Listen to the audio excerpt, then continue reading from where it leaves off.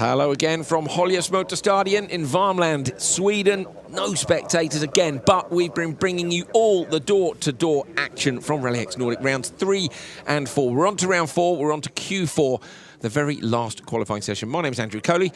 This is Hal Ridge. Hal, we're about to get cracking with Crosscar Junior. I've been blown away by their ability. To be honest, I think they'd probably blow me away if I jumped in one of the cars as well. They're great, aren't they?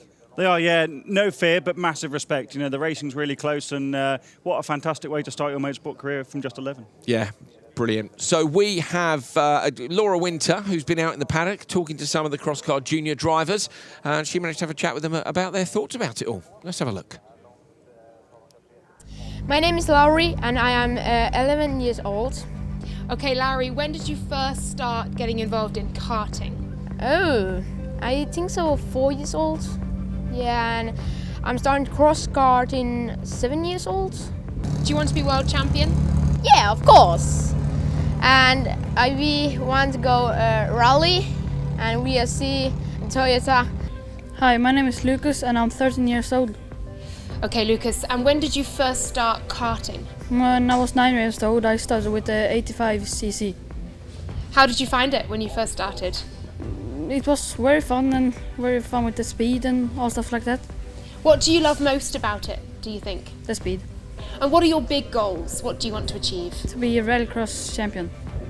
Hi, I'm Alex Gustafsson. I'm 14 years old and I'm racing Crosscar Junior. And Alex, when did you first start racing karts? I started first in 2013. I started in Crosscar Mini in the Swedish Championship. I think I was about five years old. And what's your big goal, your big ambition? My big goal is to drive the World Championship and possibly win one. I love this sport and I want to live with it as long as I can.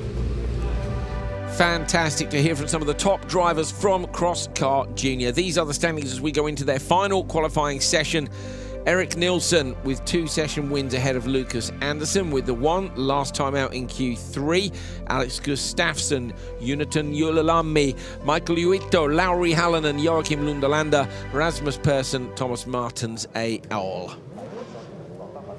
Q4 Heat 1 is on the line. This one is Andersson, Ulalami, Hallonen, Martens and Uitto. Let's get this underway and then we'll bring you another brilliant guest. Outside line, great start for Uitto, going to move across the grid and shut the door. It was a good start from Lucas Andersson on the inside. Lucas currently in P2 in the standings, runs a little bit deep. Ulalami up the inside. Ooh, super late on the brakes, I think was going to bail and go to the joker lap there. Lucas Andersson was, after not getting what he wanted. Ulalami almost up the inside of Uitto. Has to drop in behind. Hal, great stuff. Hallonen get very sideways in the joker lap through the apex of the second corner. Great decision to go into the joker from there and carry great momentum in, but lost a little bit of ground in the background. Now he's under pressure. But look how much drier the circuit is when these guys went out first thing this morning. Not there where Hallonen is on the really slippy outside line of the velodrome, but yeah, track conditions evolving all the time. Martens and Hallonen side by side down the hill. Hallonen holds on around the outside. 11 years old, the youngest driver in the field. You just heard from him.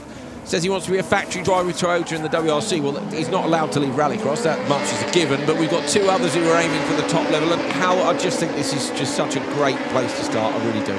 Yeah, look how on top of the car they need to be. You learn so much about car control, don't you? Especially with the rear-wheel drive. I know they're limited on RPM and they don't have the power of the senior cross cars, but you learn so much about the balance of a car, and yeah, it's a great place to start. Now, we've got someone with us who knows a lot more about the balance of a car than me or Hal, and that's Kevin Eriksson, who's, of course, a winner at World Championship level in Rallycross. Kevin, good to see you, mate. Welcome along.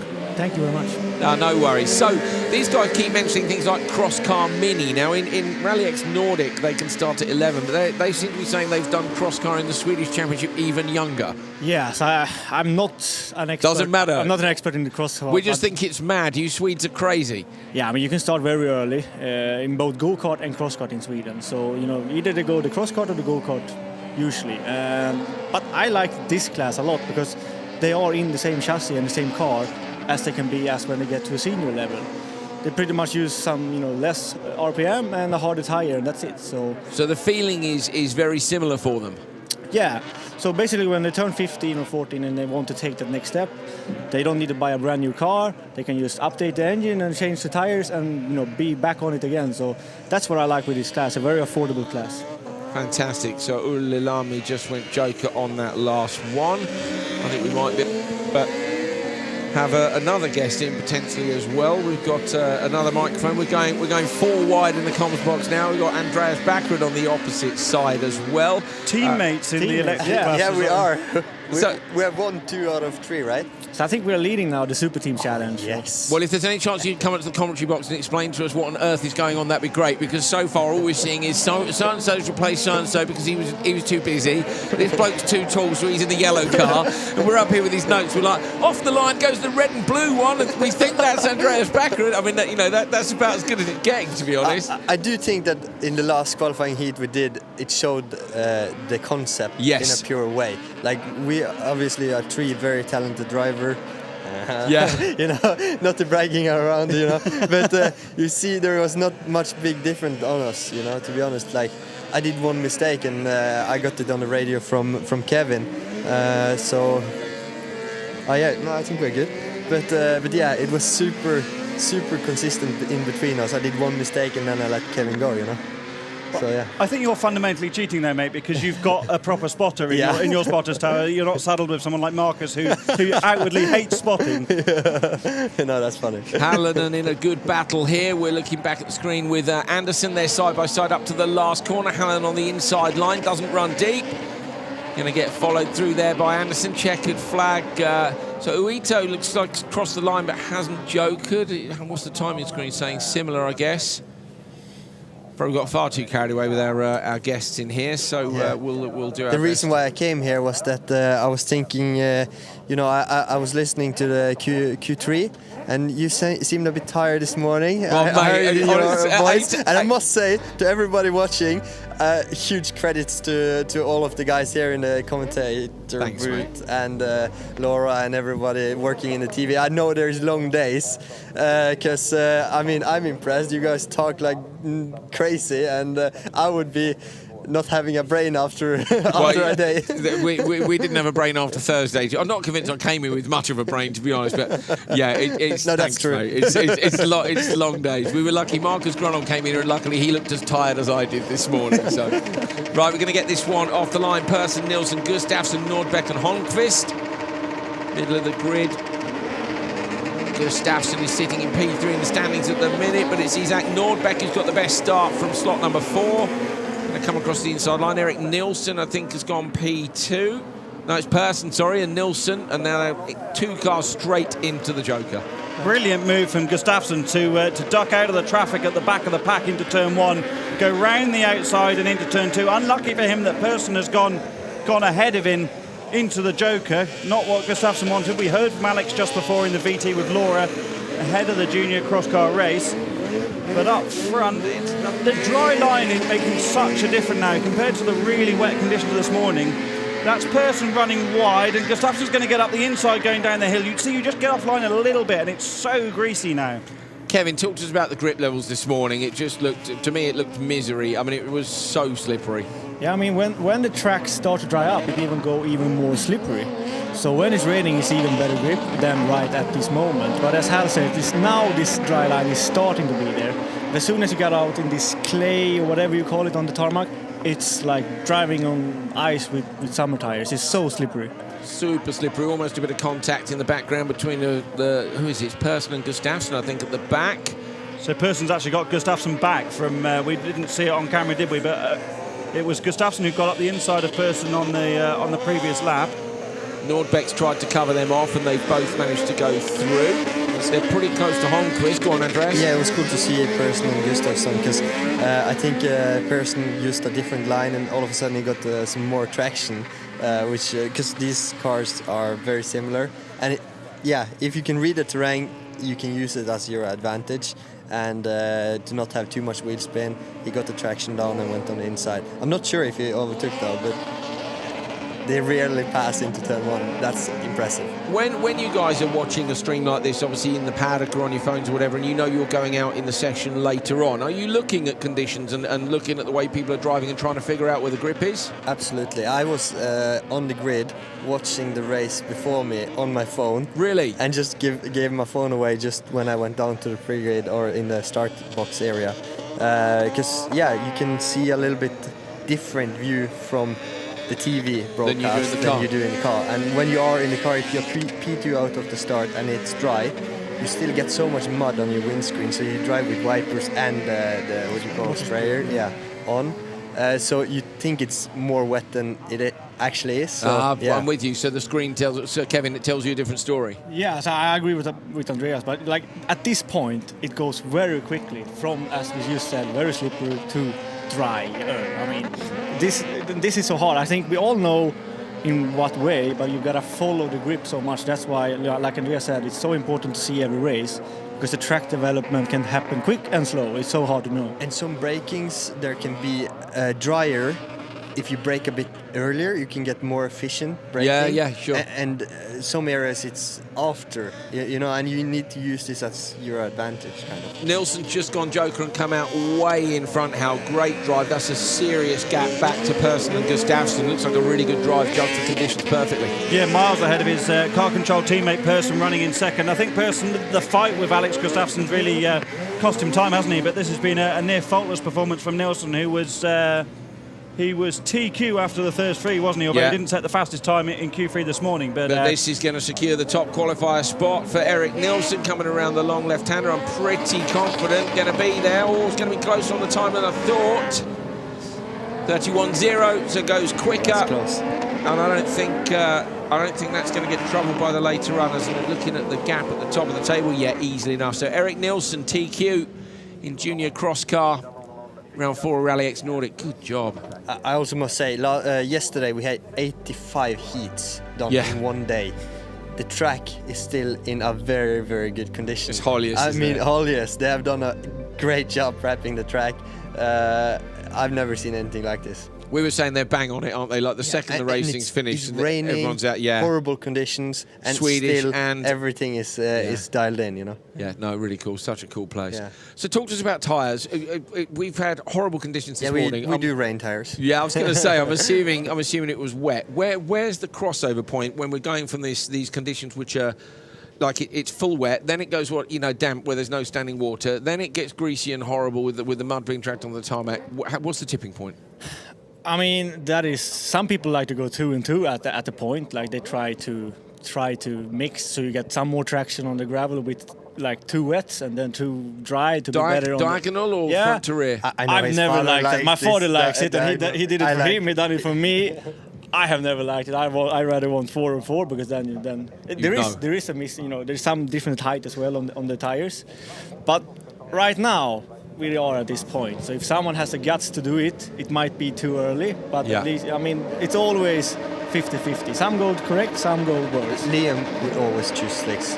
Yeah, I want to talk... Because slicks in supercars, it's better for the starts, right? Hattenmar moves across from the outside, I think, is it? Yes, it is. It's Hattenmar who's got the whole shot and coming into the inside line, going to get on the brakes and get it turned in. I thought everybody was going to go standard lap then. One off to the joker. So talk about diagonal split. Okay, that is something I've never been able to get my head around. First time I came across it was really in Monte Carlo when I've been commentating rally, and you saw people go, right, 2 studs, 2 winters. Front and rear, I get it, and obviously I get it that if you lose the rear and there's no studs, you're gone. But I still can't get my head around a big braking zone with diagonal tyres. I don't get it. Like, how does it feel? You need to be smooth. I don't like that. Egg behind the pedal. Oh, egg behind the pedal. Kevin, you think the same?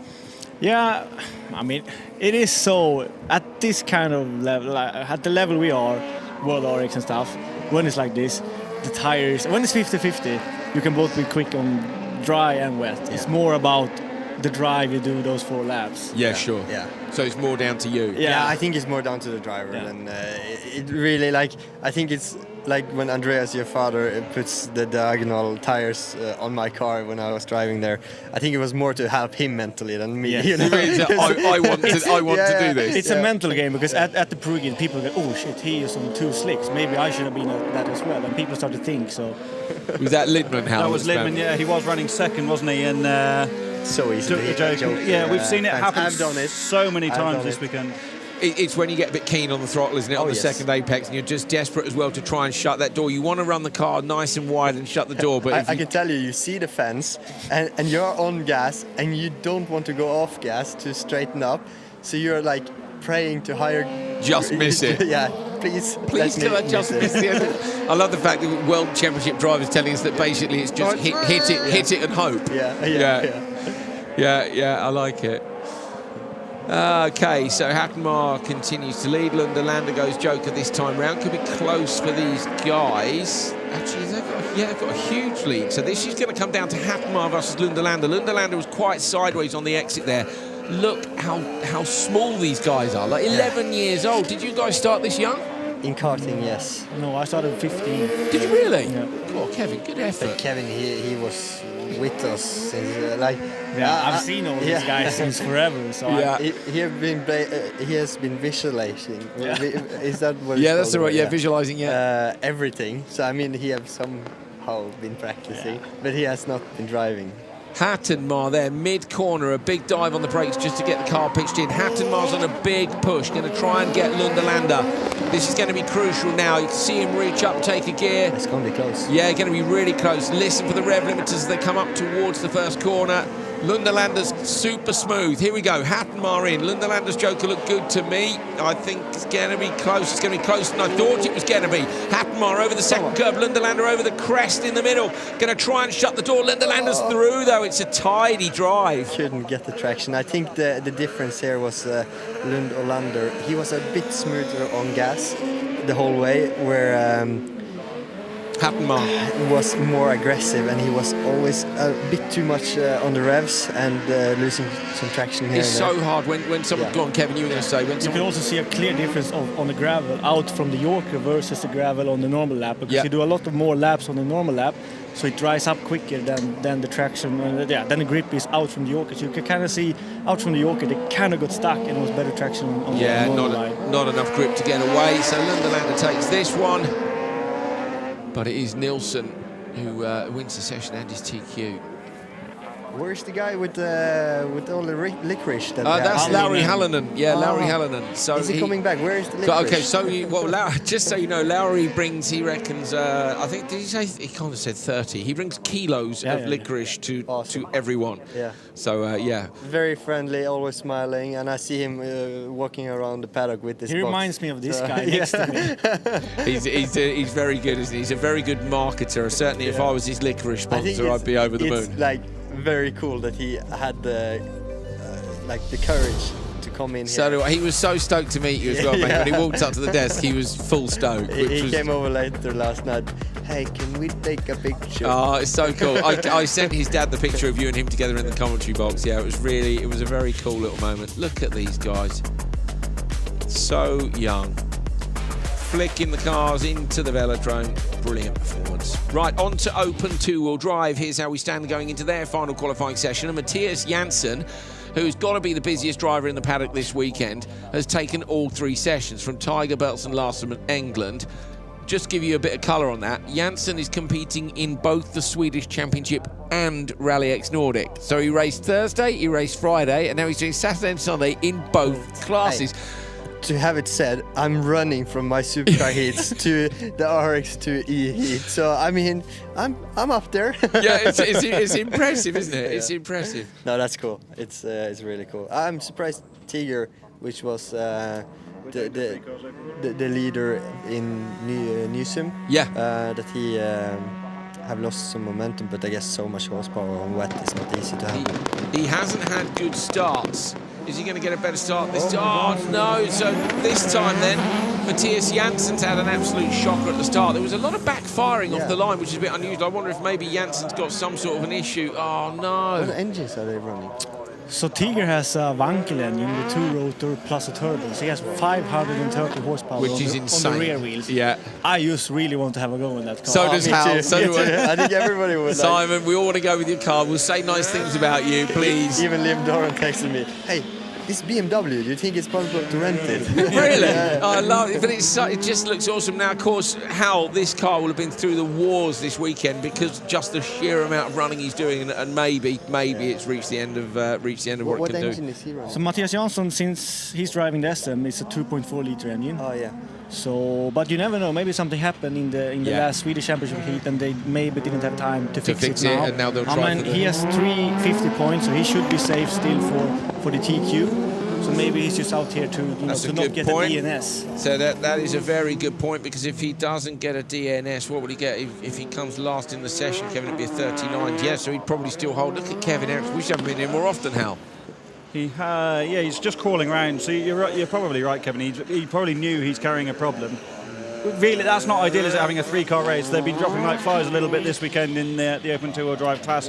What he really needed was to have another clean run and have another few cars between him and Tiger. But conversely, he's not going to lose that many points, because finishing third in a 3-car race, he is still going to secure the TQ. Now, Tiger's got a sequential gearbox as well, whereas Janssen has got a normal gearbox, which is, again, the rules. So, do you know the weight difference on them? Are they similar? Yeah, they should be. I mean, the open 2-wheel drive is a brand new class, but it's cool. So I think it came pretty late. So look at that E30 M3 again. I know, it brings good memories, you know.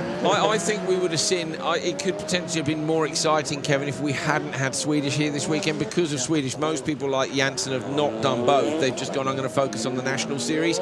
We kind of need a weekend where there's no National Series, don't we? So they all enter this. Although I think then we'd have about 9 races in open 2-wheel drives, and maybe not.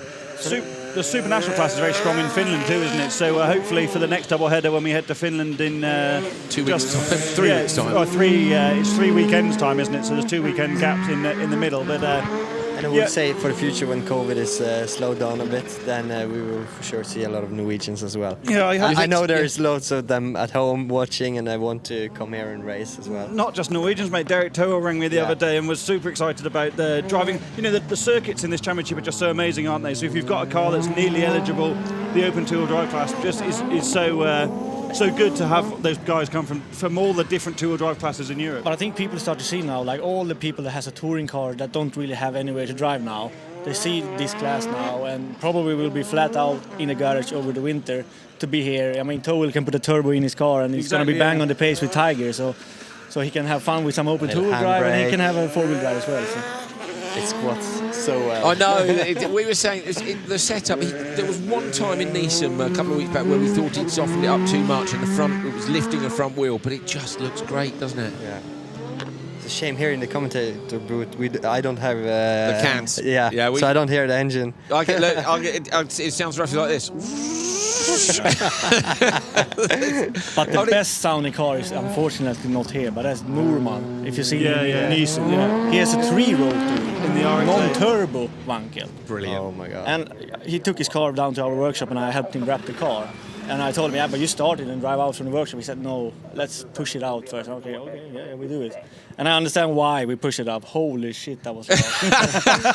That was cool. I love the flames. Yeah. You can grill, barbecue your sausage and stuff at the back of it. Didn't want to give you all permanent tinnitus, and burn the workshop down with all the noise.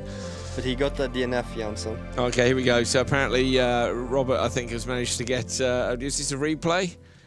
No, it's... Oh, you want to see how... You want me to do it again? So it's roughly... But the one that Andreas likes is... That's the one that he really... That's class. You like that one, yeah, don't you? He does that. He can't figure out how to do that. So I mean, you have been working on that one. I've been able to do that for a long... Since seeing Group B rally cross cars at Brands Hatch, I've been able to do that. That was where I learned. So. Geeking around. There you go. You see? Not just a pretty face. Right, on to cross car. These are the standings going into the final qualifying session. Jimmy Osterberg with some brilliant driving. Q2, a double pass into the velodrome, 2 cars at once. Q3, smashed everybody in really tricky conditions. Super impressed. Sindre Titterud, actually, Andreas, how do I say that? Second driver on the name. Sindre Trøyterud. Okay, so I was pretty... Okay, Backrud, Trøyterud. That's cool, I've done well, I'm pleased with myself. Yeah. David Mayat, Isak Riasson, Jarko Aronen, Reinis Nitish, Isaac Eganson, Patrick Hallberg, Hampus Radtrum and Oscar Anderson. They are all quick drivers. If you look back at the results from Denmark, loads of these guys can do it. I didn't know it was more Norwegians there. Yeah. I haven't been watching that closely. Really, so you need to go, you didn't realise there were fellow people to share the flag with in the middle of the circuit here. But yeah, so many good drivers. Over the borders here, Norway, Sweden, like it's hard. Osterberg, Riasson, Trøyterud, Aronen and Mayat. This will be a banger of a race. Osterberg will want a good start. Mayat's got a good start on the outside. Osterberg on the inside too. And again, Osterberg lights it up, finds the traction up through the gears. Mayat drops down to the back of the pack. Baldin's up the inside line. A little bit of contact. Baldin's got to go Joker from P3. Surely nobody goes Joker. That's an absolute disaster, Hal. Brilliant start for Osterberg from pole position yet again. Pole so often this weekend has delivered the best start. But Riasson is going with him, and I think they're the two fastest two speed car drivers in the cross car category this weekend. It'll be fascinating to see what Riasson does now. And with all of the other cars having already knocked onto the Joker, it really changes the strategy now, doesn't it? He could afford to Joker on the next lap and drop into clear air. Yeah, that's true. I mean, I watching these two out front, they were super smooth in the wet conditions, but in slightly dry conditions, you watch them, they get so much rotation done so early in the corner. Riasson looking P2, and then it's on the gas all the way through. I love the fact these cars can be driven so sideways. Baldings is right there as well. Just to prove me wrong, Mayat's dropped off the back of the pack, so jokering would be a massive risk now. Embarrassing when I stood next to one of the best spotters in the business. Riasson doesn't joker and goes with Osterberg. My bad, it's Aronen, not Baldings in this one. So how are these two of my favourites for this category? Nice to see them racing together. Also, I think Hallberg has got to be a risk as well. Nice to see Osterberg having a bit of form, like I've been saying all weekend. He's spent a lot of time in the last couple of years stuck in traffic. Riasson just been making me smile, especially on Thursday. I think his dad was a bit frustrated he was overdriving the car because, and so was Isaac as well, because he was getting so much rotation done, bouncing one way, getting loads of opposite block going the other way, but he's just feeling so comfortable in it, and he's absolutely going with Jimmy now. Piling the pressure on. What are you boys seeing here? If you're spotting Kevin, what are you saying? I feel like Riasson needs to do something. He feels quick, like he's following Osterberg easy, so I think he should try to get out and clean He will do now. Oh, look at that, big one. It in. A big one. Oh, he's just in the grease, but he got it well. That was a great Joker lap. That was a great Joker lap. Okay, Riasson then, I reckon he's on. So now, if you're on you see he's pushing now, cutting everywhere. It's not going to be easy, They drive very similar. But let's see what he had in the tank. So now you're on the radio, Andreas. If you're on the radio to Osterberg, what are you saying to Jimmy Osterberg now, the leader? Are you on the radio to him or not? And then I would say we need half a second more. So Osterberg, here he is out front. Hal, go on. It looks like he's got that message, doesn't it? Thanks, Andreas, because he's on a big push as well, really sideways through the right-hander, heading up to the biggest jump in the Nordic Championship. This is going to be really interesting. How good has this lap been from Riasson? I think Riasson's too close. I think Osterberg's not going to get this done. Insane. It was perfect. And also from behind the goal, maybe not as close as I thought. I think he has it. Osterberg coming out, going to shut the door. I've got it wrong. I thought he was closer too. Look at the cuts. These boys mean it. When Riasson went to the Joker, he had to go around him, and he was kind of sideways and lost a bit of time into the Joker, but his Joker was mega. I really want to try. Mega! I mean, going to the Joker behind the leader makes you lose 0.4, 0.5 seconds because you have to go around him. The way he pitched that in, though, Kevin, to me, it's probably one of the best Jokers I've seen from behind another car ever here. Yeah. To get, I think you've got a bit more road space with the cross car, of course, you can get away with it. Yeah, I mean, of course, he made it really good. But for sure, I think he lost at least a few tenths just by doing that. But he had to do it to have one chance to pass us. He did the right thing. 3:28.6 time for Osterberg, and that will see Osterberg confirmed as the TQ as well, having won 3 out of the 4 sessions. So Jimmy Osterberg with another brilliant drive. Riasson to try and make it difficult for him. Just trying to see where Riasson is in the overall standings, though. Up in P4, so Riasson's in P4. He might end up in the same. I think he's going to end up in the same semi-final. Yeah, but in the semi-final, then starting a little bit different lanes and stuff. You can see here he's so close to the edge of where it's grip or not, and he get a perfect line into the first cut, and then a big flick now into the next part of the Joker. It's cool to see. Yeah, really good. Nicely done. Hal, your thoughts on this? It just carried so much mid-corner speed, didn't he? That's probably one of the fastest Jokers we've seen all weekend. Loved it. Okay, good stuff. On to the second race. Remember, the fastest we have go Nitish first. here. Yeah. Backwards old teammate Rainis Nitish. Come on, Rainis. Oh, am I allowed to be like supportive? You can be biased, mate. We're unbiased, although bringing money, nothing money against anyone else, but I get good friends and. I get it. So it's Eganson, Nitish, Larpety, Baldins, Crepo. Baldins with a brilliant start. Crepo with a good reaction time too. Rainis Nitish has done well for slot number 2. Going to try and get through behind Baldins. Could be a battle of the Latvians again. So it's Baldins versus Nitish. Larpety round the outside line. Got to go Joker from there. Got hung out to dry a bit, but that might not work out too badly. No, I think he had a small gap up to the leader now. So I would have done the same. Try to chase down that, 3/10 of a second, and then when people start taking Joker or drivers taking Joker, then do the Joker again. 3 drivers, I think, Hal in the same cross car here. I think Crepo's in the same chassis as Nitish and. Crepo's driving the car that Rainis drove in Neeson. The car Rainis is driving this weekend is brand new. Arrived with factory settings and caused his guys to be up all night the night before. After first free practice to get the car more to his liking. Rainis is really enjoying developing this and trying to extract the maximum from it. Jussi Pinnamäki will be helping him on the radio again. Learning as a cross car spotter, he was very open and honest in the studio yesterday, saying, "I told Rainis, my friend, I don't really know what to do in the cross car races." He said, "I've got to go and help Rainis spot." We're like, "Oh, brilliant! Are you good at that?" He said, "No, not really. I don't know what I'm doing with cross cars." Oh, what wonderful help! I must say, Rainis' cross car looks a bit nervous, but yeah, it's very close to good. So a couple of things I noticed. First of all, we're seeing rain on the lenses again, meaning the rain is coming back in. But secondly, where on earth do you go with the settings? Aside from tyres, we've spoken about tyres, but you've got so many settings you could change as the conditions go from wet to dry, and this is that point where you might not have got it done in time when you're rolling out to the pre-grid. Yeah, it could be that you have a lot of steering and know the grip is coming, and then the car is too nervous on the tarmac. It looks like on the braking, especially down the hill, it's a little bit everywhere. You need to parade the car all the time. Yeah, you can see here in the braking he's shaking with the steering wheel a little bit. So, but I must say it's funny to see Rainis. Yesterday he was carrying around with tires, and then when I left the track I saw him barbecuing for the team. It's good fun to see him. I think he enjoyed it very much. I spoke to him yesterday and he said he's enjoying it. I know you and me have spoken about this in the past, Andreas, and Kevin too. It's not easy for you guys. I think people at home think, oh wow, look at the cool racing driver. And yes, it is cool, but it's really hard work, and I think most of your hard work is not done at the circuit. It's done raising the money to be at the circuit. Absolutely, and I mean, like, at the moment it is a difficult time for motorsport in general. First of all, we are in a new era where we are heading into electric championships, and we also got the COVID involved in the same time. So to get everything sorted and to get sponsors, to get keep your name warm, it's not easy. Rainis go to Joker. Let's see if he can end up. Going to try and get out in front of Larpety, who's coming up over the crest. Good Joker by Rainis, moves across to shut the door on Larpety. Hal, that was pretty tidy. We've only got one driver left to go. It's Baldins, so it's Baldins versus Nitish. Oh, Baldins has missed. Oh, final lap. Yeah. Oh dear, we've seen plenty of people have done that this weekend. It's a cardinal sin. Yeah. Oh dear. I've done that. Yeah, I missed one or two or three maybe. I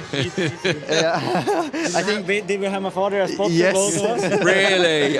So whose fault was that when it was Andreas? No matter what we do, it's our fault. It's never Andreas' fault. We should always check at the lap. What do you call it? Counter. Yeah. So Baldins has missed the Joker and will lose this one. Rainis Nitish is going to take it from P2. What's the time in P2? Is a 3:32 compared to Osterberg's 3:28. So that's not bad, but it's not going to be. Sorry, Baldins, of course, with the big penalty. Do you think the track is developing now? I think from the first heat to now, it looks better. It should have done, but they are quite a bit slower, almost 4 seconds. So. It's so hard to say. Now we are at this point because now we get this dust. Now the water has dried, but you have a lot of this dust and the dust left on the tarmac. So it could be very slippery on the dust on the tarmac at the moment. But it's also really fun to see that all these international guys are starting to mix it up with the Swedes. Because the Swedes have been very dominating in the cross car category the last couple of years. But you know, the first race, Baldins and Nittis was both on the podium, I think, or at least in the final. Yeah, yeah. And you have this meat guy that is up there in the mix. So it's good to see that people are starting to give a fight to the Swedish guys. I mean, Frasier in Newsom, all the way from Jamaica, kicking everyone's ass. I mean, beating Johan Kristoffersen. That's amazing. I think we're looking for mooses. Is that what the director's telling me? I saw one at the road yesterday too, actually. Moose? We're still unsure about moose. One moose. You saw a moose? No, I'm saying mooses. Moose, not moose. All right, Laura's trying to correct us on our grammar. Mice. Mooses, moose, multiple mooses. There is a white one here, if you know. Have you seen it? What, really? There's a white moose, albino moose. In the Höljes I've seen area? it once. Yeah, Luke James it's claims usually a to see little it. bit further away, like 10, 15 minutes. Towards Cecilback, or? Yeah, towards it. There's another Folkers track, Likenäs, where a lot of people go test. He lived there. And I was there on like when I was 15 on a Folkers event, and it was like the big. Everyone went somewhere. The race didn't matter. Everyone went there, and there was this white moose. Oh, that's very amazing. I've never seen it. That's why there is a white moose down the hill. You know, Yes, the moose at the side of the hill at That's Höljes. because there is one here that is very famous. See, that's very cool. I like that. This is local knowledge. Okay, Crosscar Heat 3. Tommy Svard on the inside. Hampus Hedstrom, Oscar Andersson, Per Goodison, Tommy Räikkönen.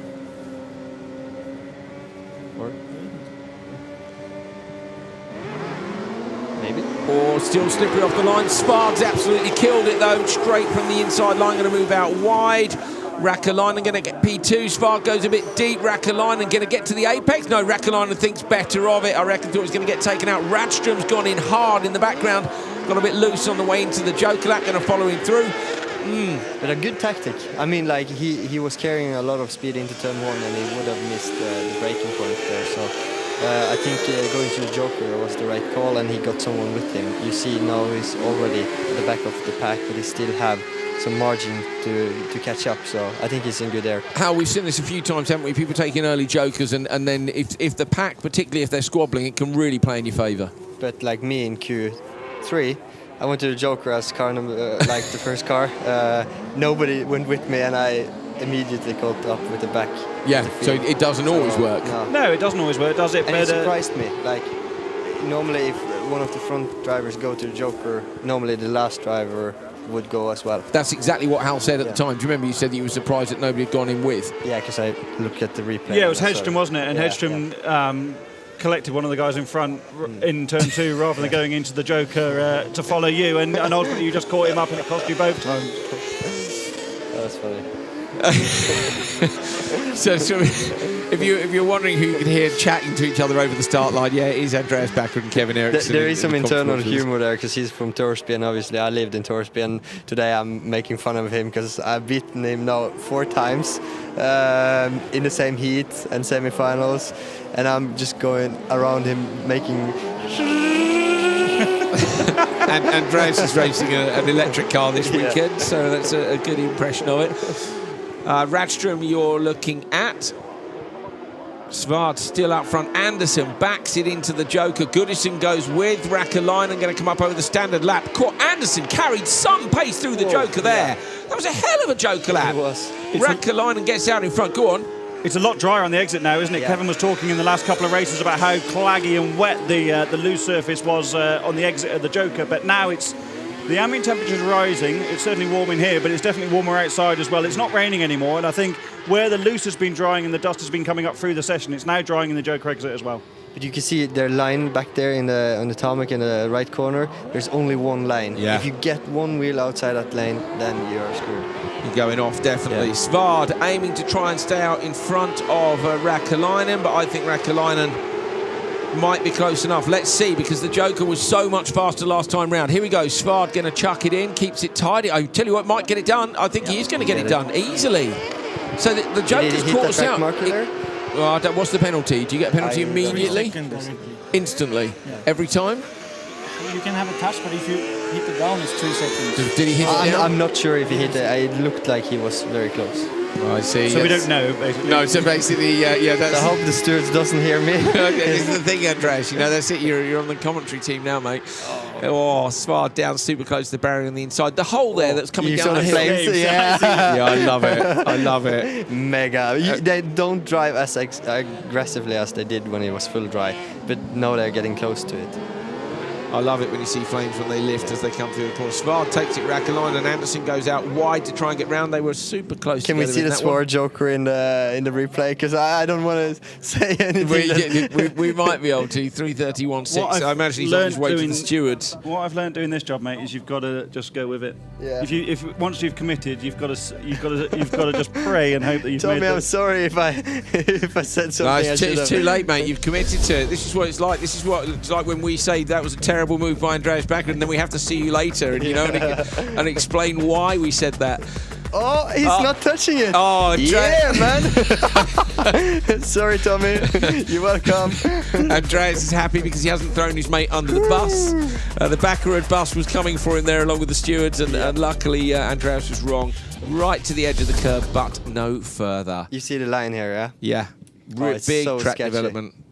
I have to be a bit rude and run out because I'm starting to hear my cars are lining up. So I need to run Kevin, and spot. what do you think you're doing? So Kevin Ericsson's got to go. I'll stay for 2 minutes. Okay, and then you've got the Supercar. Kevin. Kevin, thanks so much, mate. The best of luck. Kevin Eriksson heading out. Arrivederci. I don't know. I think that's fine, Andreas, honestly. We're multilingual here. So that's the entrance to the Joker, which is getting much, much drier. This on the line now is Eric Anderson, Patrick Hallberg, Riku Hukar and Peter Hain. Now, these guys have all been quick. Have you tried these cars? We've tried RX 150s, haven't we? Yeah. Yeah, we've all three of us have driven RX 150s for courtesy of Olu Donovan in the UK. Marco Jokinen met me in the paddock before and he said, you and Andrew have to drive these cross cars, just not before a race. So maybe... is that a lack of trust, Hal, in our ability? Probably, yeah. So maybe the day after Arvika, that could be possible at the end of the season. That would be a good, nice way to close off the RallyX Nordic campaign. Sounds good. We're available also on the Monday morning after Finland, just in case, I believe they're heading up there. Right, Hallberg going from P2 here has been super quick. Anderson as well. Hallberg ending up in a much lower heat, runs right out wide, going to try the cut back on Anderson, maybe go Joker straight away. No, Hukar stays out. They've all stayed out again. Alongside Hallberg with brilliant traction. Anderson ran wide. A bit of contact. Comes sideways across the track as he gets released from it. Hallberg's got it. Look at the rut now as they come down off the curb and back through the gravel section. Hukar in P3, but it's Hallberg leading from Anderson. What a move through the first corner from Hallberg. These guys are both running out of position really on the fastest first system that RallyX Nordic uses. Now the track's drying a little bit. If they can get a clean run here, they could take the fastest time. Yeah, that's a good point. So this is what Andreas Eriksson always says about wanting the conditions to play towards the slower drivers or the guys who've had issues. And that last session was just such a mess. Looking down now, let's see where Hallberg is. Patrick is in P8 overall. And Anderson is, I think, further down. So many drivers. Can't find him. Oh, yes, I can. No, I can't. There's two Andersons. Go on, Hal. So we have two cars going to the Joker at the same time. I saw Hanne went early, but then Huka. Sorry. It's hard for me to pronounce. But, honestly, mate, welcome to the club. Was taking a late decision. So, but they both went together. So. Hallberg leading up front. He's actually driving for the Max RPM Edge Competition Factory Racing team. I've been messaged, and this is ahead of a new FIA cross-car specification machine that they're going to introduce later in the season. I don't know if it's coming for the next round in Finland or for Arvika. So there's a big trend going towards the FIA spec cars now, and I think that's what RallyX Nordic has tried to do, is to have that grow organically, where people start to move over rather than having to change immediately from the traditional Scandinavian cross car to the FIA spec machine. And they've been quite clever introducing a weight penalty if you're using the bigger engine, so you have to add 35 kilos to the car, and it just means, as Hal says, instead of going, I've got to spend X amount, 1,000 on a new chassis, you stick the weight in, you can use the 750 engine for a bit longer and so on. Tell you what, this is fantastic between Hallberg and Anderson. Anderson have found him finally way further down than I thought, 17th place. Now the top 18 go through to 3 semi-finals, but Hal, P18 is the back row, he's going to want to move way up, and this will be a great opportunity. There's a bunch of people within a few points. You get to the top of this session, you're going to fly up those standings. And not where we'd expect to see him either. Jimmy Osterberg's Power RX teammate as well, so maybe Jimmy's had a little chat between the sessions because the races are so far apart. He'll have had plenty of time to go back to Prugrid and have a word. So the track is much drier. Looking at the lap times are good, so this will be fascinating. Hallberg's gone in nice and sideways in behind Anderson too. Watch for Hookar on the standard lap. I think these guys are both going to get out in front. Anderson's exit is really good and straight, yeah. Tidily done though. Hallberg seems to have got, funny enough, Hallberg's got the better exit speed and has gapped him by a bit, yeah. I was expecting, I wonder if Anderson, where he's gone close to the barrier hell, has met the wetter mud. Yeah, I mean, the inside there, it looks a little lighter, doesn't it? It's so hard for us to tell from here. If Andreas Backward and Kevin Eriksson don't know, we don't stand a chance, like you said. We don't have a predictor on the timing screen here to see how close they're going to get. It was a 3:28.6 is Osterberg's time. It looked like Han overtook Huka in the background in the velodrome. Oh, so coming around the last corner now. The time was at 3:28, so he's not going to get it. 3:30 though, 3:31.1 would be quicker than Tommy Spard went. So that is it's a very good time. It's not going to be Osterberg's time at the top of the table, but it is going to move, I would say, particularly Eric Anderson up the standings. I must say, like, there was a bit different in the driving style. Hallberg was very close at getting everything correct, but it looked like he wanted to correct the car all the time instead of like letting it loose a bit. Ooh. That looks like that's boiling over to me. Yeah, overheating. He was driving behind another car, very close for 4 laps. He could have got some mud in the radiator and stuff like that. So that's often why they run the radiator blanks on the Crosscar, isn't it? Because the radiators are actually so small that if you fill them up with mud and dirt, then it's much like filling up the intercooler on a supercar and the charge temperature's going up. Yeah. All right, guys. Andreas, thanks so much for joining us. How's your weekend? So far, very good. I'm very happy with my own performances. Like, I can only judge myself because the cars are so different to anybody else. I would say Q3 wasn't perfect. That was the only one that I wasn't 100% satisfied with. I did some mistakes here and there, and I went to a Joker earlier hoping that somebody else would follow. Nobody did. Ended back in the traffic, and you know, when you need to catch up time, then you risk a little bit more, and then you go a bit off the line, and then you start sliding. So yeah. But with this experience this weekend of both the RXE car with Stard, but also the RX2E car, how important is that for your future career? I think as a race car driver, it's very important to say yes to anything that you can drive. You know, it's not easy. It costs money to race cars, to test cars, for anything. So, I mean, if you get options and possibilities, then you can only become a better driver by saying yes and driving cars. And particularly electric cars with the electric future coming. So now I've done Troffa Andros electric, I've done the Start car, I've done also the RX2E. So, yeah. Well, hopefully some of the Extreme E teams will be keeping an eye out. I'm hoping we might get to see you in Nitro Rallycross at some point as well. So, let's see what we can do. I hope so. I'm open for anything. So, working hard these days. Still early in the season, so hopefully I'll be back in the grid somewhere. We really want to see you back on the grid, whatever side of the Atlantic, whether it's petrol or electric powered, mate. It's good to see you. Good luck for the rest of the day. Thank you very much. Thanks, Andreas. Andreas Backward, what a gent, coming and joining us on commentary. He's a bit too good at that, Hal, isn't he? That's a problem, isn't it? He likes chatting, doesn't he? And he loves explaining about the intricacies of a rallycross circuit. And who better to explain than someone who's dominated here in the highest level in supercar?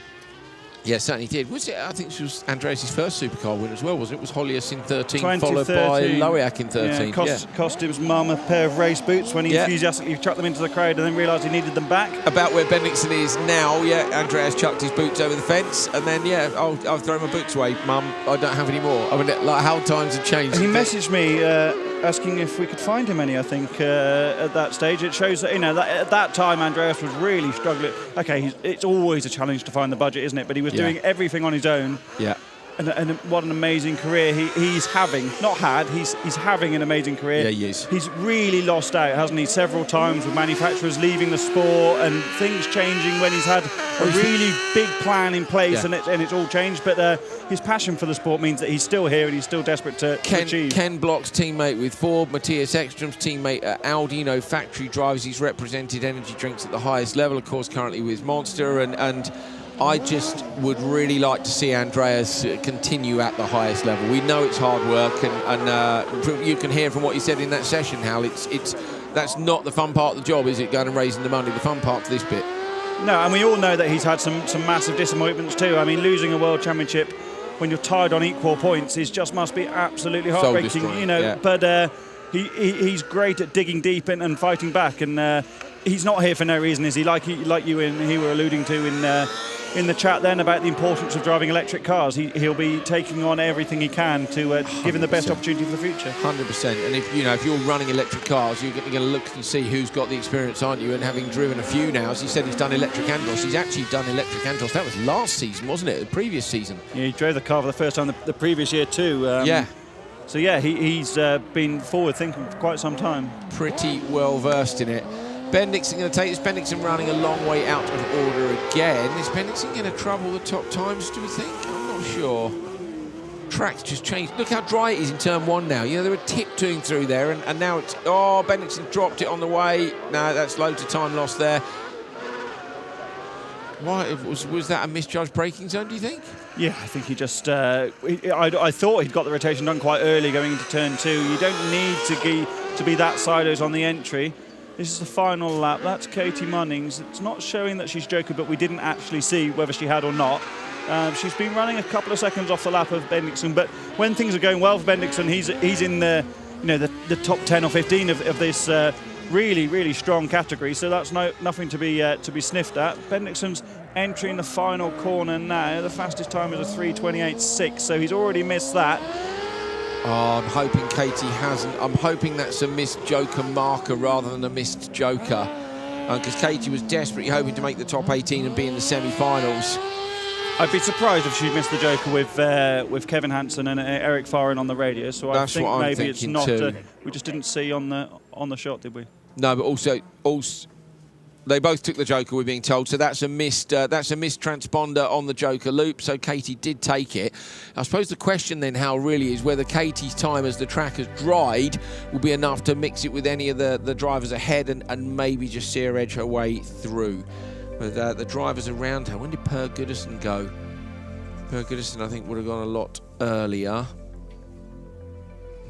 No, yeah, Race 2, 3, yeah, difficult.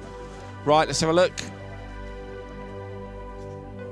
Intermediate standings for Supercar Lites. Tommy Howman 3 from 3 ahead of Nils Andersen, Linus Osland, Martin Enlund, Schock, Vista Neklev, Olofsson, Jonsson, Janssen and Expeth. Casper Jensen dropping from 5th to 9th with off-track excursion in the last one after a very enthusiastic, exciting start. Final qualifying session. Let's see if Hellman can get a clean sweep of quali here. I'll talk to Hal about that in a minute. I know Hal's been out in the paddock and talking to some of the top names in the sport about just how impressive Howman has been today and indeed over recent weeks, I guess.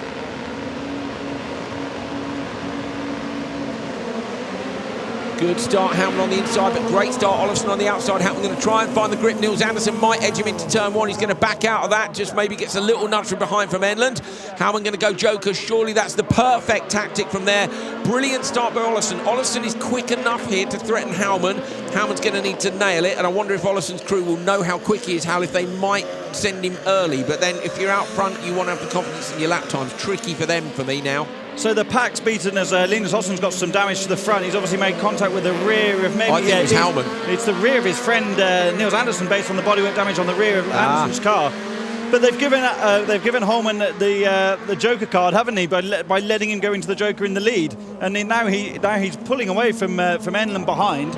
I know Kevin Eriksson was... they've been a little bit, not baffled, but surprised and impressed across the paddock by Holman's pace, and they were pleased that Enlund had managed to match his ultimate lap time in the last session. Had got nowhere near an ultimate race time, and now Holman's running on his own. I think he's closing on the top 3, isn't he, visually, as we can see on the screen, pulling away a little bit from Enlund. This guy is really turning some heads. So Howman, here's an interesting one for you, Hal. He didn't win a session in Nice in 1 or 2.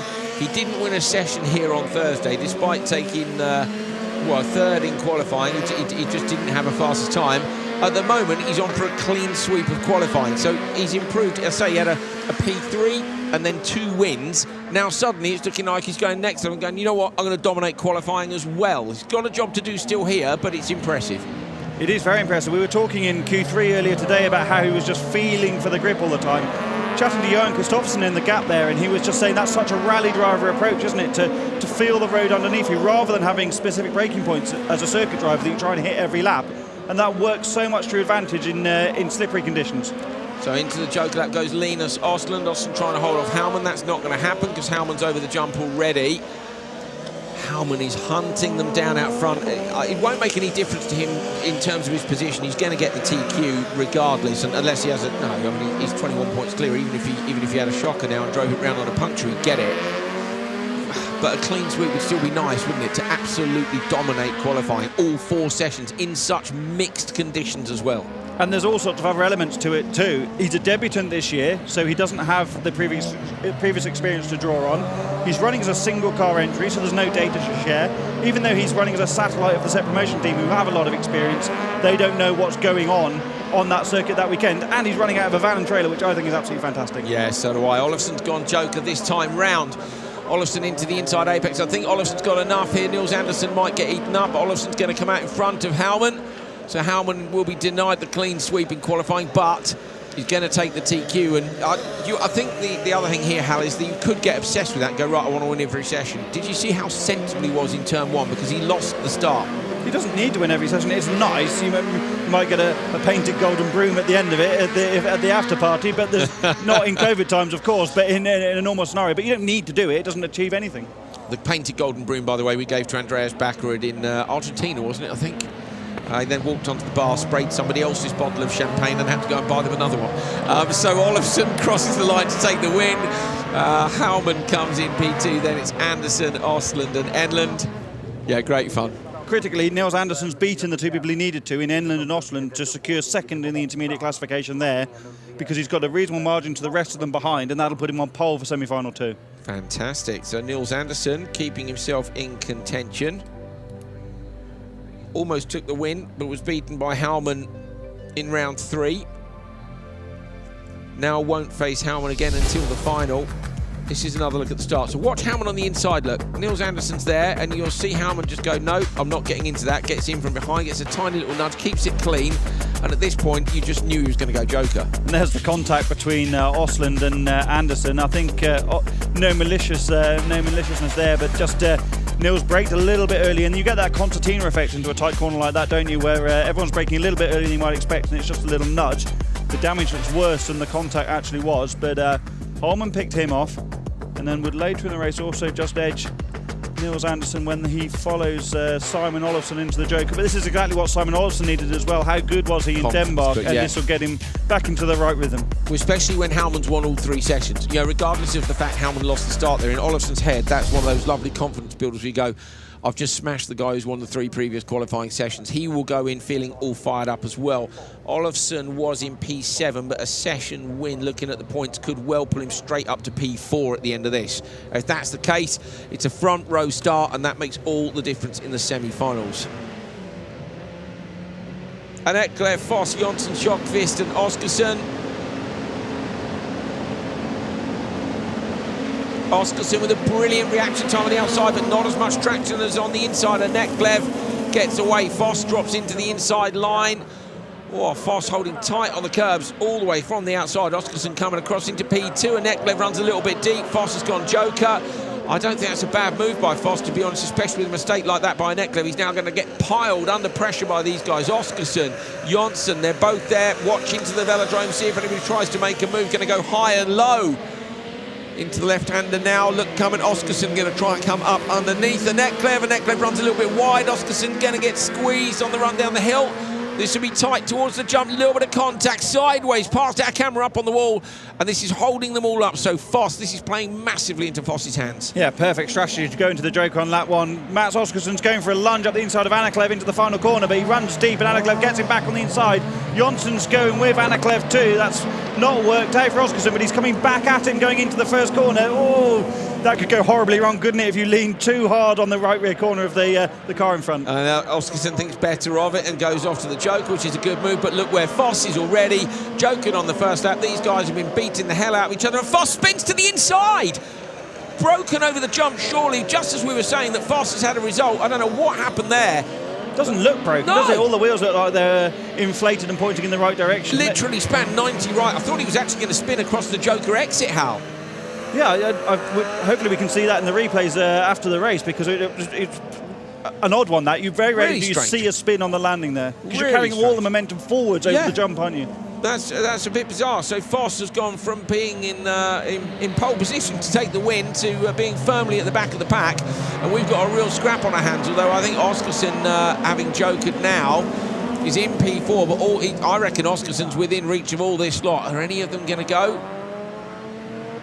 Sokvist is held up and is definitely going to lose out. So Oskarsson's done really well here. Had a good start and then didn't quite go his way in turn one, but already on the back of these two. Should be easy.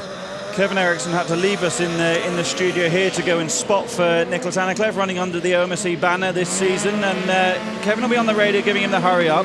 Johnson's run wide out of the Joker lap, and that'll just ease the pressure a little bit on Anaklev. Let him focus on what's going on in front rather than driving on the mirrors. I know it's easy to say don't drive on the mirrors, but when there's someone bumping into the rear bumper every two corners, it's difficult not to have a look at where they are all the time. I think my favourite drive of not driving on the mirrors and managing to hold on was Niklas Gronholm last year in Kugler in the wet. I mean, there was so much pressure. It was a super slow race because it was so wet and slippery, but it was just absolutely brilliant right the way through. Enormous pressure on him. Anaklev and Janssen. What's Anaklev doing there? I almost felt Anaklev had checked up for the standard lap. I think Anaklev's got a left rear puncture, actually. So let's have a look. Wonder how long he's been carrying that for. If it's been a slow puncture going down. Smashed the front off the front bumper now as well. Let's see if we can see. Yeah, maybe not. We've made just a mistake then in the first He has corner. lost a lot of pace, though, and you'd expect him to be faster than this. So something's not completely correct. Oskarsson through the bump on the run down the hill. Tidily done. Up and over the crest. Now looking to trouble the times. Not going to, though. 3:29.3 is the target of Olofsson. Still a good time, though. Oskarsson takes it 3:34.3. Not so good as I thought. Bit of a battle, though. Bit of a battle all the way through.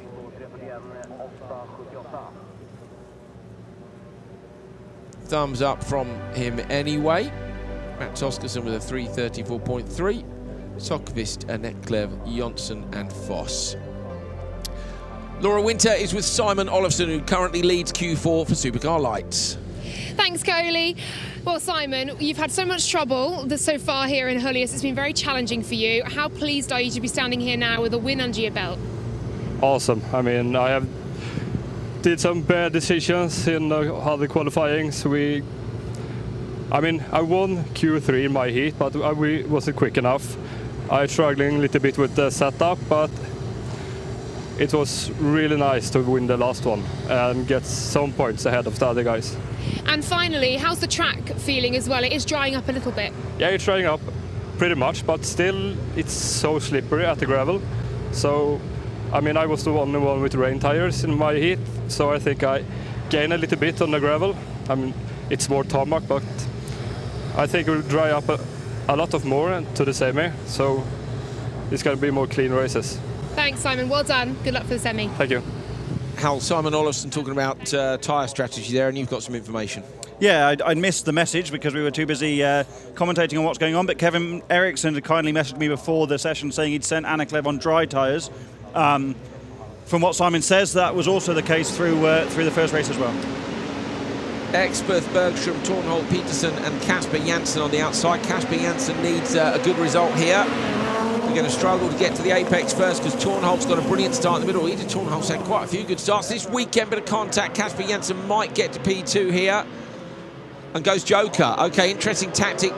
Probably got the pace for that, Hal, but I think going to come out behind the pack too close. Did that earlier in the weekend as well, didn't he? Not running with an inexperienced team with the Enland Motorsports squad, and I do question fighting your way from the inside to go into the Joker, especially in this race. And with no disrespect at all to Gustafsson and Natalie Peterson, they just don't have the ultimate pace of the guys at the front that Janssen has proven that he can run with already. So I probably would have stuck with Tornholt and tried to either make a move or undercut her with a later Joker lap. Janssen has had a P6 and a P5.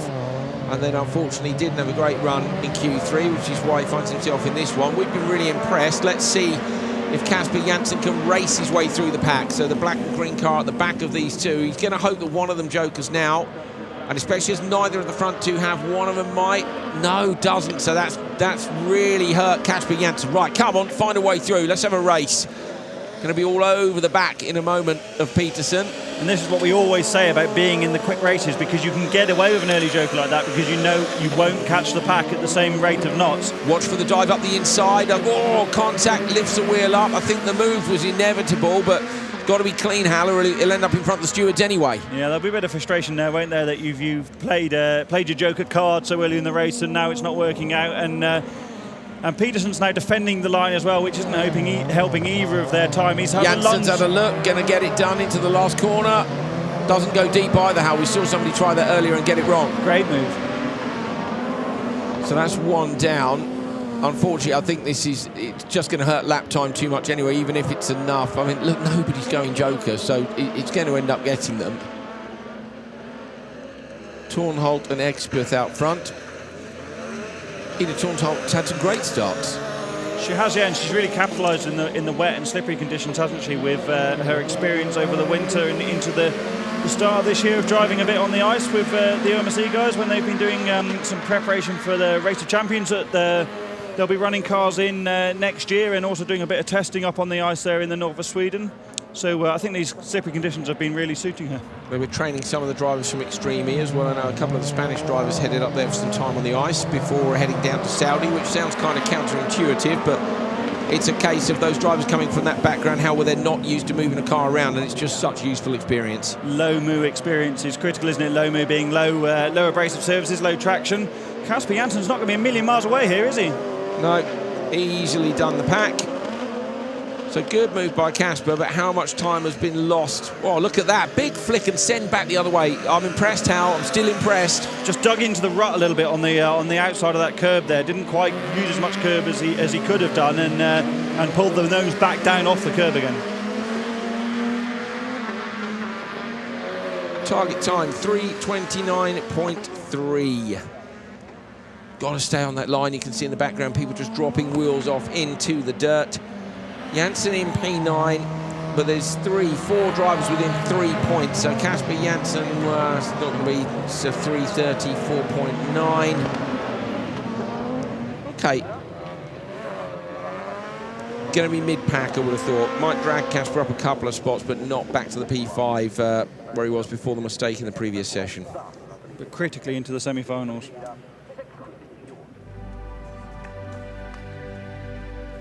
Janssen, Tornholt, Expeth, Bergstrom and Peterson, all finishers in Q4 Heat 3. It's qualifying over Supercar Lites.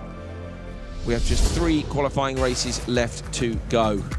So watch Janssen on the outside here. Makes a reasonable start, but not the best. Brake, checks up early. Oh, a little bit of contact. I would have just gone with the leader here, because then you've got one person to think about rather than the 4 ahead. But dive straight into the joker.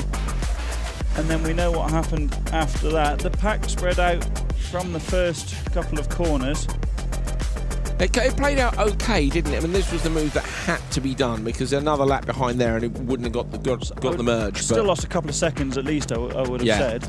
Which would have been much higher up the order had the strategy played out. Difficult when a quick driver like that ends up with the slightly slower drivers. You really need to try and win your race. Now looking down here, we've got Frasier Mcconnell is in the last race. So Frasier, who had a DNF last time, is going to be in a very similar situation to Casper Janssen. So that's in 3 races time. Frasier dropped from joint TQ to P5. He'll want to get up a slot. These guys will all want to stop him getting up a slot. I think it's the first time we've actually seen any tyre warming all weekend. We've always come to the grid and found the cars on the line. Watch for Sabo and Philip German. German's done well to get up into this top heat as well. Slightly different engine note from the Hyundai this year. The Pipo engine note has often changed, isn't it, and over the history of them being involved. The Pipo engine first introduced to Rallycross by Henning Solberg in 2009 in an OMSE Fiesta. The first OMSE Fiesta to not run a to not run an engine from the OMC stable, and I think they've been one of the best engines in the recent history of the sport, haven't they? With Petter Solberg and the GRX squad. One of my favourite things at the start of a new season of Rallycross is when you go and start watching people do starts, and you're like, hang on a minute, and the whole, you know. I know nothing about what's going on inside, but that sounds different to me. It sounds different, yeah. Particularly the polo and the famous, very strange, mysterious warm-up procedure before a pre-launch. We'll find out about that one day. Yeah, one day. But amazing, yeah. And hearing also the way the RPMs have changed over the years. It used to be quite higher, now it's like very, very strange start systems. Witchcraft. Gronholm, Kristoffersen, Sabo, German, Eid. Gronholm currently in the TQ spot. Kristoffersen looking to deny him, but he's a fair few points back, so he needs a shock of a Gronholm, and it's a shock of a Kristoffersen instead.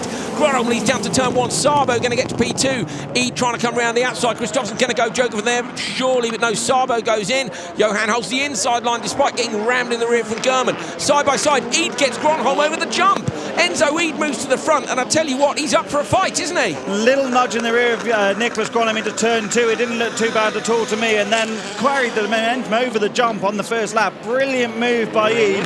Kristoffersen's going with the 2 recent cars. Runs wide up the inside. Gronholm has a look, try and make it back past. He finds the traction. Enzo Eid was a little bit too enthusiastic. We've seen that a few times this weekend. Kristoffersen looking to the inside line down the hill.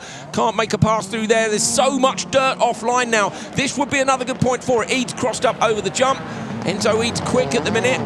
Gronholm now back in the lead though, and with Kristoffersen down in P3, it's going to be good for his TQ chances, but look at Sabo. And by running fastest first, it means these guys are running in arguably the most difficult of the conditions. Kristoffersen looks like he's going to go Joker, late decision, but he does go. You could see from the attitude of the car, he was thinking about it, seeing if anyone else would go, but Sabo's already got him. Yeah, Sabo out in front, Kristoffersen comes through, a bit more opposite lock than you'd expect. They're just trying to counteract that slippery condition which comes across the road towards the Joker lap merge. We've seen that affecting people coming off. This transition period's mad, isn't it? Look at the mud on the front of Kristoffersen's car from the loose sections, and then they can't see for dust on the tarmac. The track's really changing. It's down the bottom of the hill here if you look. If you're not close in on the Armco, you can see the dirt across the road there. And again, Gronholm drops 1 wheel onto it, and then the attitude of the car. Kristoffersen drops 4 wheels onto it. He's on the lock stops in the background, just about holds on over the crest. Johan's trying very, very hard here to keep up with these guys. We know it's full fat World Championship spec. Hyundai's here, and Kristoffersen in the family-run KMS Polo doing a great job. Ida goes Joker lap, watching to the inside line. Sabo and Kristoffersen going to try and get out in front. I think he's probably going to get German. I don't think he'll get Johan. Johan comes across in front. Enzo Eid's doing well this weekend. Hopefully going to see him in the final. Well, he's had a shocker, hasn't he, so far? Yeah, he just needs a little bit of luck to go his way at the right moment. Here we're right there when he's clearly got the pace of the fastest cars in the field. Kristoffersen, although it's frustrating to be fighting, is loving the challenge of getting on with it and trying to beat these most recent World Championship specification cars. Gronholm runs wide yet again in the loose, but that doesn't hamper him too much because you're just carrying the momentum into the jump going up the hill. On to the final lap. Gronholm, the only driver not to have joked. Is he going to get out in front of Kristoffersen or not? Kristoffersen looking to take the TQ. I think the points margin is such that it won't matter. Or Johan comes through turn 1 like he did last year when he was fighting for 10th with Matthias Ekström. Look for the merge. Over the crest comes Kristoffersen. The attitude of the Polo tells you all you need to know. He's tried very, very hard, but it's not quite enough. Gronholm is in front following his teammate Sabo. Looking at Sabo, he's in P3 in the standings, and I don't think he's quite close enough to get Johan. Maybe 5-8 points. It's going to be close between Sabo and Kristoffersen, but I think Kristoffersen will hold on to the second place by 1 point. Down to the jump, then Sabo through the right-hander. Super tidy run here. Early Joker has paid off big time. Over the jump comes Gronholm in the background. Sabo is going to take the first race of Q4 for Supercar. Gronholm's going to be P2, and with that, take the TQ spot. Top qualifier goes to Gronholm. Johan Kristoffersen in P3 fought very hard indeed there. You could see how hard, you know, when you could see in the attitude of the car, and he came through, Johan came through turn 1 just like he did last year in that incredible fight with Ekström. Still one of my favourite finals ever, despite the fact they didn't really face each other on track for more than about half a lap. It was a brilliant Joker scrap. And I think Kristoffersen wanted to get Gronholm. It wouldn't have been enough to take the TQ spot anyway, but it's not about that, is it? It's about setting a trend for later on in the day. Sabo, Gronholm, Kristoffersen, Eid, who's fighting with the World Championship regulars now. We saw around the outside earlier on. Watch this. Hal, talk us through Eid. gets a good run, doesn't he? But not the best run into the first corner. Szabo had already had a little bit of contact with Gronheim, his teammate, on the way in. Look at the contact. There's lots of contact behind. German was into Kristoffersen. Eid was into Gronheim, but then Eid pulled off that brilliant move across the jump. He's got such confidence in this car now, hasn't he? Kristoffersen sent in, puff of flame from the back of the Polo. He's really, really hustling this car, isn't he? We keep going on about it. It's not the same specification, but he has so much knowledge and experience that he's implementing into this chassis. And although it's not quite up to the same specification as the VW Motorsport car, it's not as bad as we potentially make it out sometimes. Yeah, certainly. The margins are tiny, aren't they? We're talking. It would be about not having to try quite so hard to match the Hyundais, but at the minute he's absolutely full bore, and it's great to watch. Oh, it's brilliant. It's brilliant.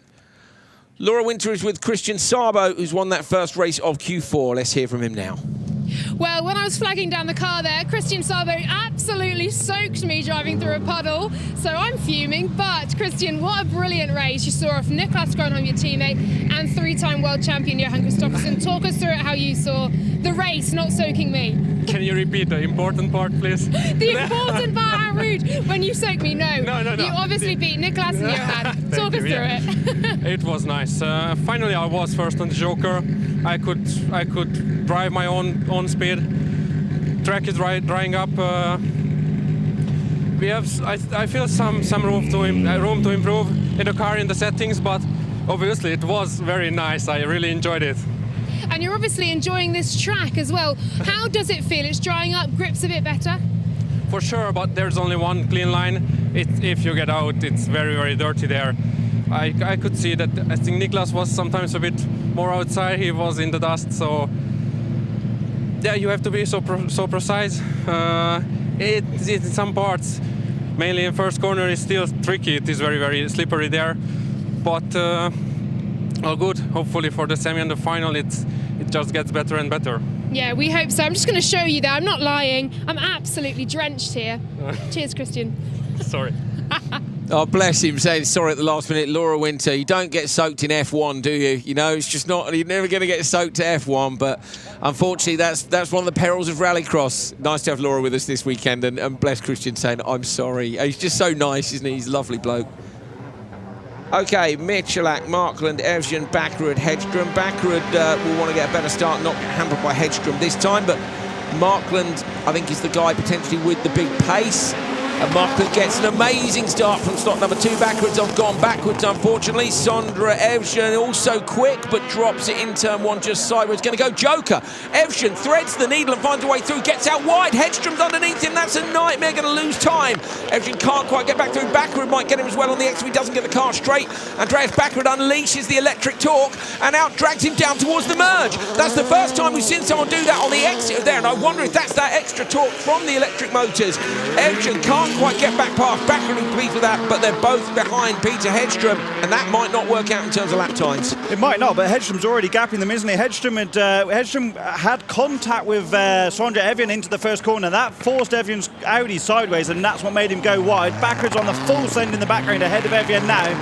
Then Hedstrom got in the back of his teammate Markland into turn 2, and then went into the Joker, cut up the inside of Evgen and Bakkerud before Bakkerud got Evgen. So it was all happening in the first couple of corners, and that massively played into Anton Markland's hands. I was really impressed with the way Evgen managed to get out from the gap. It looked like he was closed in and just somehow found the hole and got it through.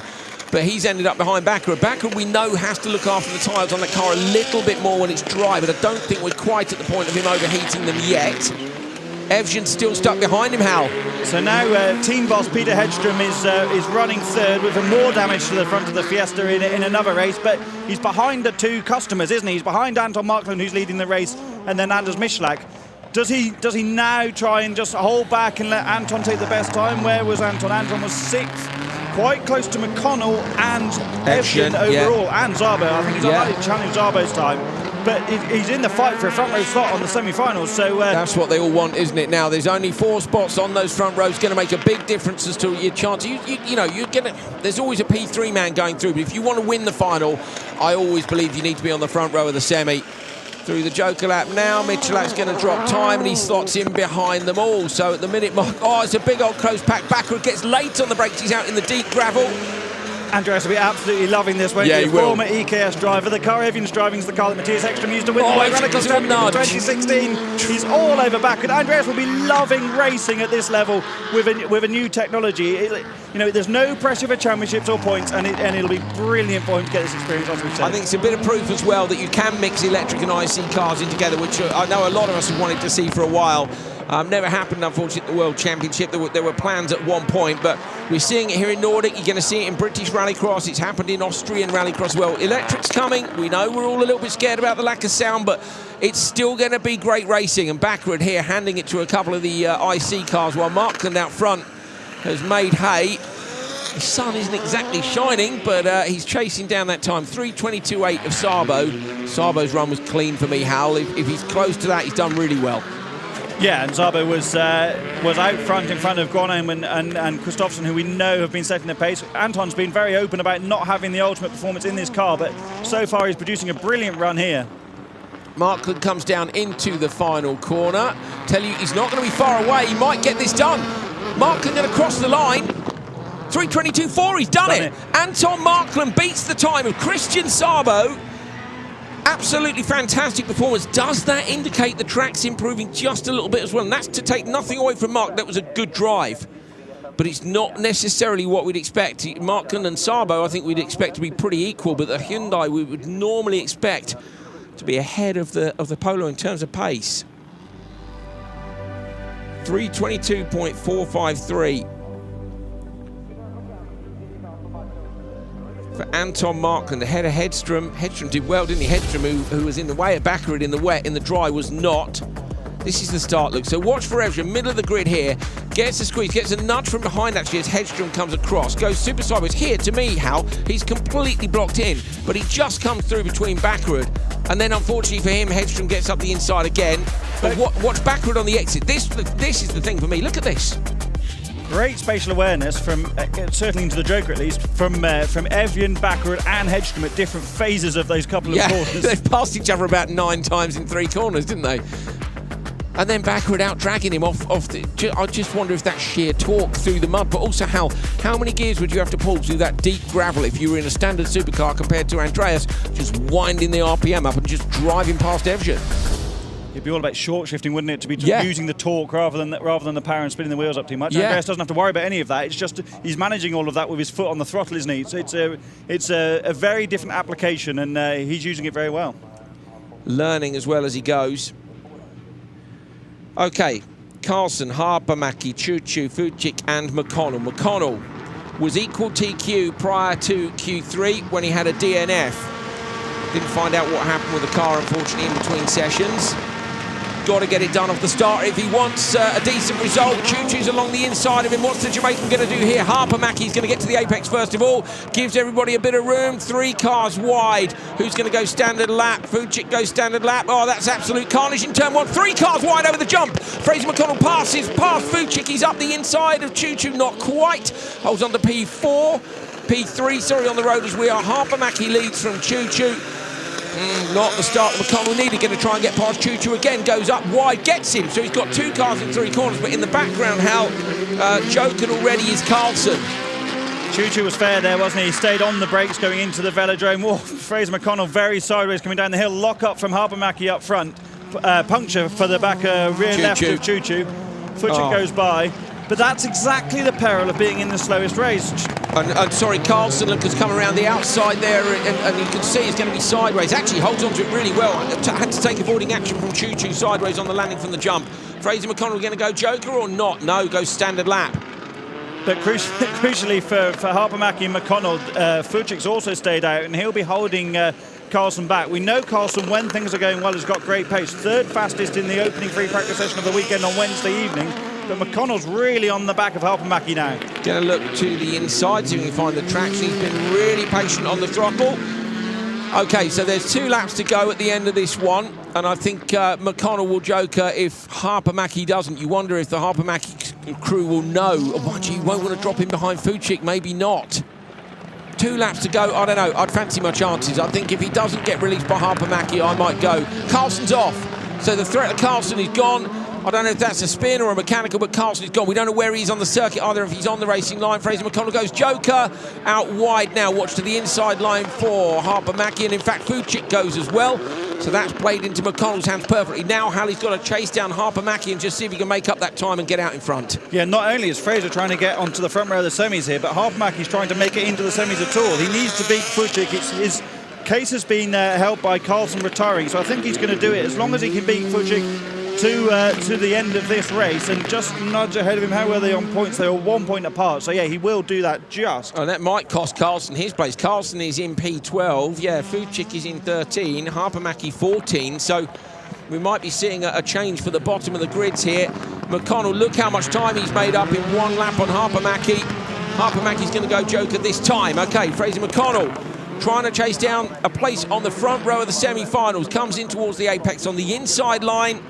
Easily going to get this done. Now it's just lap time, Hal. How much has this track improved in terms of pace, and how much time did he lose at the start? Yeah, I think that time at the start could be critical, couldn't it? Because Anton Markland had a really, really clean run, as did Christian Szabo. The track has been improving, but I don't think it's improved enough between the last two races. Remember yesterday, Fraser sitting up here with us saying you have to wait, and it kills you. And he just doesn't like waiting on the throttle, but you can see he's mastered it. He's mastered the art of send as well down the hill.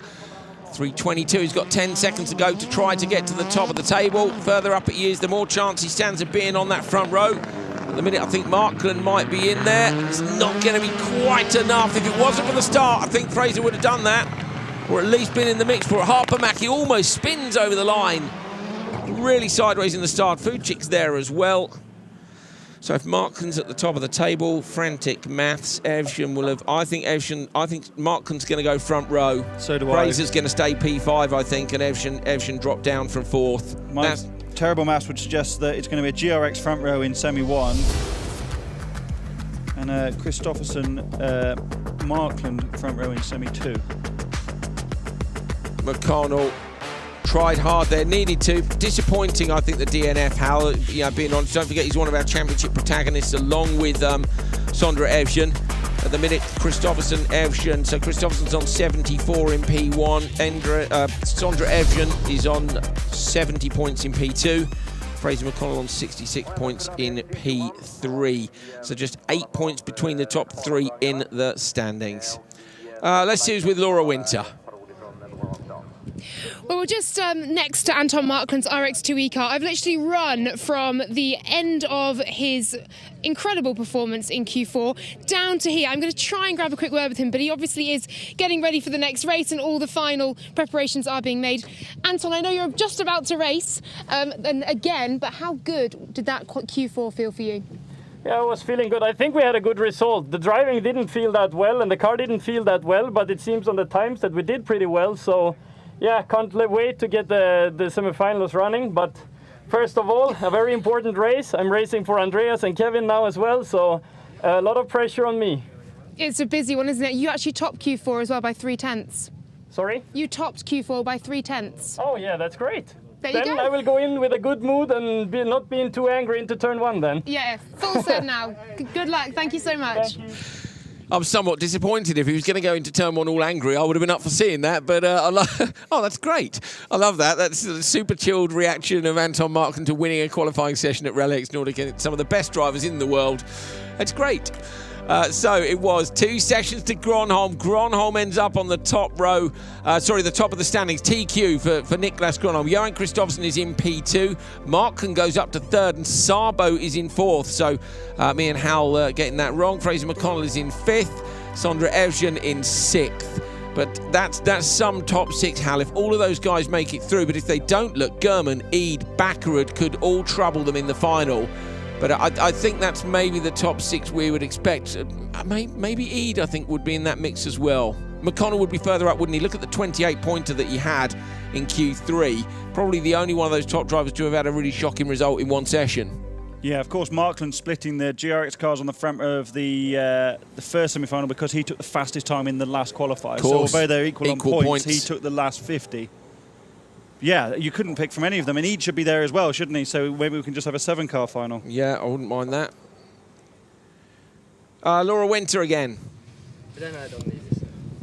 Well, Andreas, Anton Markland then has just been shoved in that car. He hasn't driven it yet, has he? He's fresh from winning Q4. He was meant to drive Q2, 3, and because it's very tight on the schedule here, so I was driving instead of him. So yeah, he obviously haven't done any laps in the car, so it's going to be, I think, a weird moment for him where he's in the electric car the first time. So it's going to be cool to watch. I mean, is this first time ever he hasn't done any laps at all? I'm not sure. Okay. Do you know, Kevin, if you have been testing the RX2E before?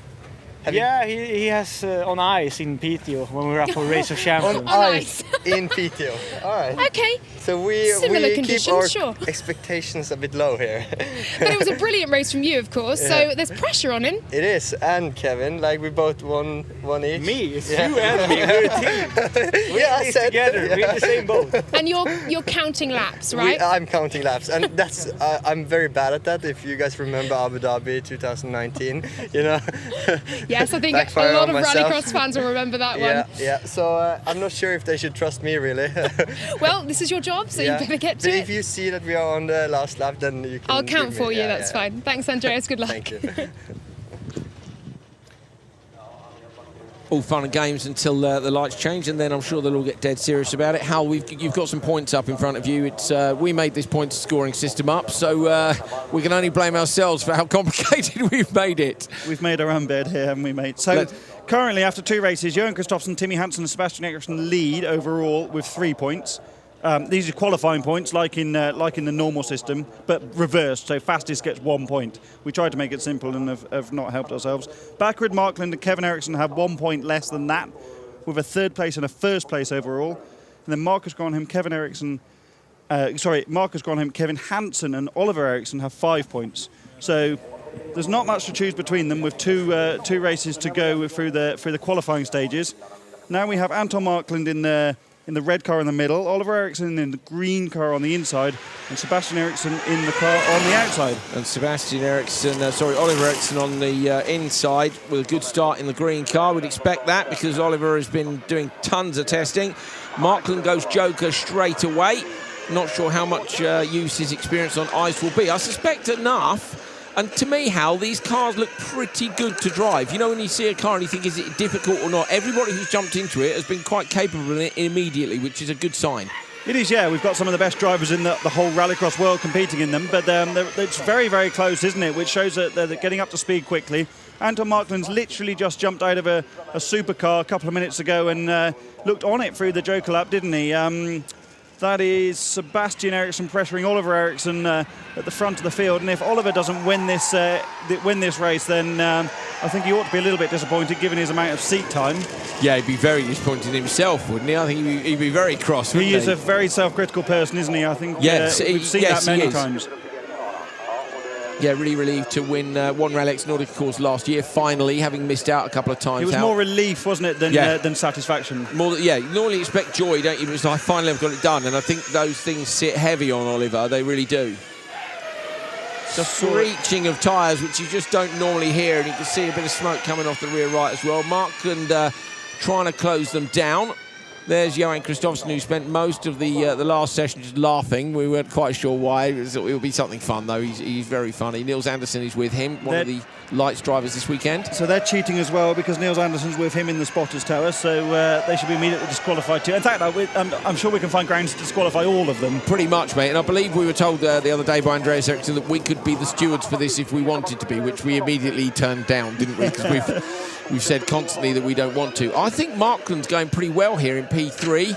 Look at Eriksson chucking it around. So what I've seen from the testing videos when I've watched of RX2E is that the drivers are able much more to correct something with power, and also they can hang it out at higher speeds, and it just looks more fun to drive to me. They're slightly more overpowered than the standard RX2 is.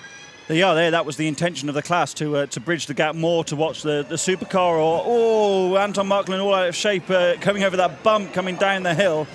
He, like I said, he's just jumped out of a supercar. Kevin Eriksson will be delivering him the gaps, and he looks like he's closing on the leading pair, doesn't he? I'll tell you what, Markland, Hal, into that last corner, carried the brakes there, trail braked all the way through to the apex. I was sure he was going to run wide. Oliver Eriksson goes into the Joker lap. Sebastian Eriksson too. You're looking for Anton Markland on the standard lap. Ollie Eriksson's going to get him. Markland, I don't think it's going to be quite close enough. Is it going to be tight on the merge? He slots into P3. full style points to Ollie Eriksson for giving it a big send on the way into the Joker. A bit pointless really, because he had to get it all straightened up again before he met the apex, but it looked great, and he continues to lead this race. That'll be brilliant for his team together with Marcus Gronheim and Kevin Hansen. There is Kevin Hansen spotting for him. Apparently, Mark asked where the wipers are on the start line, Hal. So that's Marcus Grunt. People weren't there saying, how do you restart the car? And there's spotters saying, I don't know. So there's a lot of new technology here, and some very average spotting as well from some of the world's best drivers. But Kevin Hansen actually will have been a great spotter due to the fact he's done so much of it. We're going to head down and catch up with Laura Winter again. Who's with her now? We do have Kevin Hansen, indeed, right next to him now. How did you see that one, Kevin? It was amazing. Oliver just telling me right now how we had a massive moment heading into turn one and into the Joker. So I mean, he held on to that brilliantly, and he's been the test driver of this car, and I think he's done an amazing job. So I think I was really pleased to get away without the puncture and a race win. And for you, obviously, you had a bit of a moment in the earlier race here, but how are you enjoying driving the electric car? It's really nice. It's for sure a challenge, and you can do a lot of different things even if it's the same car. So this is the future, and I feel really happy that it's finally here and that we can try it out. And I mean, the action these last two races has been brilliant. So for anyone saying electric will be boring, they are so wrong. And your spotting, how are you finding it? Well, it's a bit unusual, and it's also in Swedish. So, but it's a lot of fun. And me and Oliver have been friends for so long, since we were small kids running around here in Höljes. So to do a race together like this is really nice, and it gets the friendship even closer. So. And I think it's quite entertaining as well for all the fans watching at home to see professional, brilliant, world-class drivers suddenly reduced to having to kind of like count laps on their fingers up here. Yes, for sure, and for us it's just a fun weekend, and to do this together, always, you know, we are competing against each other, but to relax a bit, show the future of rallycross with Andreas and RX2E, you know, it's been really nice so far, and 2 races to go, and we want to get the overall win for sure. Absolutely, competitive to the last. Thanks very much, Kevin. Thank you. Good luck for later.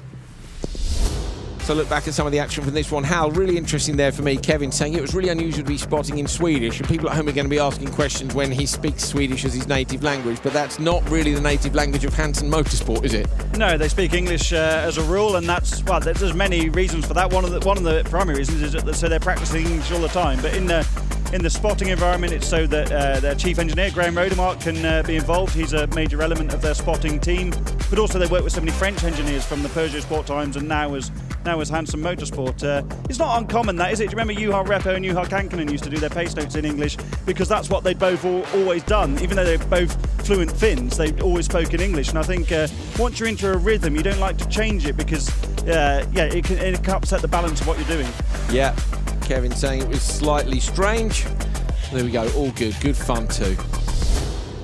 That's it for qualifying. We're done. We've got all our top qualifiers across our various different classes. We've got semi-finals and finals coming up for you later on today. Track conditions are looking dry. Going to see a few little tweaks to the settings and the tyre pressure and stuff, and then we are going to send it towards the end of what's been a long but very fun weekend here from Höljes. So for myself, Hal Ridge and Laura Winter, we will see you later on when we'll finalise the results, the big trophies for what's been a big, long racing weekend. See you later. Smash the subscribe and like button, and don't forget to hit the bell so you don't miss out on any action. Hit it down below.